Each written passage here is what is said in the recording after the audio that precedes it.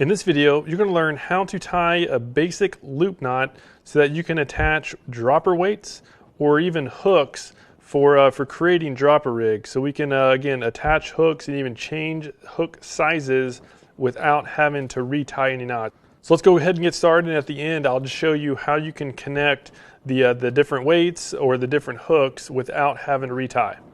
All right, so the first step is very easy. All we need is line. And at this point, we don't even need to worry about the weight or the hook. All we're gonna do is tie the loop. And for this loop, the actual name is the surgeon's loop, but essentially it's just a double overhand knot. And you can do double or triple. Triple's a little bit stronger, but double is plenty strong for most cases. So let's go ahead and just, first step is to grab the tag, turn it around so that it's going over the main part of the leader. Have about anywhere from 3 to 4 inches. And then what I like to do is I like to just cinch down to the tip and kind of cinch it down. Just put a little bit of pressure on it so that it forms a point. And don't worry, this won't really decrease the strength of the line. It just helps in tying the rest of the knot. So right now, again, we just have the doubled over line. And what we're going to do is with our right hand, we're just going to cinch down close to the end of the tag. And then with this, we're going to twist it so that it forms a loop. And really all we did is we just did a quick bend of the line and then just pinch it down with the right hand. So now we have this loop we just made, and then here is the original tip of the loop that we had cinched down. And so to do this knot, again, this is very basic but amazingly strong for how simple it is all we do is we take this pointed loop and go through this circle 2 times.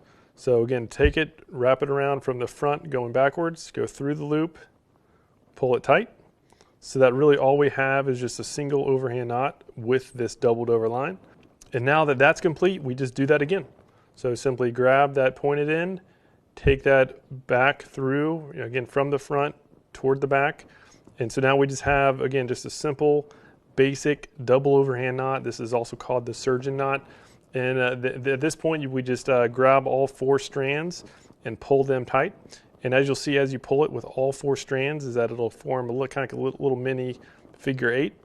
And then just pull as hard as you can with all 4 strands.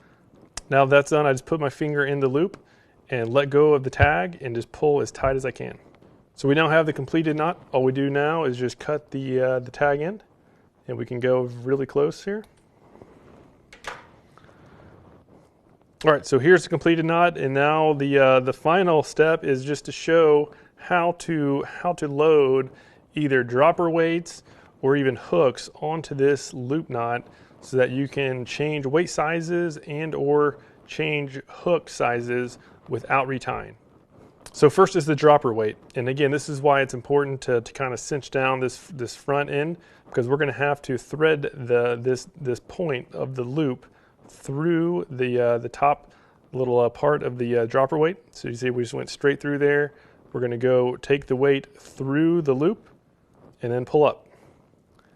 And then we can just, again, now that weight is firmly attached to the line, and it's not going to go anywhere. It cannot come off. The only way to get it off is to actually manually push the loop back down so that the weight goes out from under it, and then you can pull it straight through. So if you had to change weight sizes and you had other weights with the same feature at the top, you can do that incredibly fast. All right, and this exact same premise holds true with hooks as well. And actually, the type of hook to do this with is actually made for this type of rigging. This is called an octopus hook, where if we stand it up, the actual shank is going straight up, yet the eye of the hook is curved outward. It's curved away from the hook point. And I'll just kind of rotate it around so you can see what I'm talking about. But as you'll see, when we rig this up, the line will actually be in line with the shank of the hook, which is how hooks are designed, and that's how you're gonna get the most hook sets per strike. So let's get started. As I said before, we have to make sure that this line is at a pretty fine point so that it can actually fit through the eye of the hook. All right, so we got it going through the eye of the hook. Another important note is with an octopus hook like this, is that we want to go from the side of the hook with the point away from it. So again, we're going away from the point.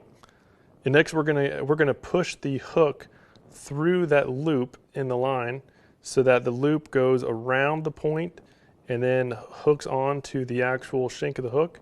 And then as we pull tight, you can see that this loop really forms a bond right with the hook. And best of all is that this hook, the shank of the hook, is now in line with the line, and that's how you want it. And so again, the bonus of this this method is that if we did want to change hooks, if we were going to change bait size and we want to go from this smaller hook to a larger one, it is really easy. We don't have to retie any knots. We simply just push the loop of the line down and then take the hook around so that it's no longer in the knot. And now this knot pulls straight through the eye of the hook. Set that one hook down, pull out the larger one, and just do the exact same loading technique, where we just simply go through the eye of the hook, pull the hook through the loop, and then pull it tight. And we have a fully rigged, ready to go hook. Took just seconds. And again, this is the proper way for one of these octopus style hooks to be in line with the line. All right, well, thank you so much for your time in watching this video. Let me know if you have any questions at all. I'll be happy to help however possible. And be sure to take some kids out fishing, introduce fishing to somebody new so that we can have as many people as possible who love and respect our waterways, because that's how we're going to have our waterways protected for as long as possible. Thanks again. Have a great day.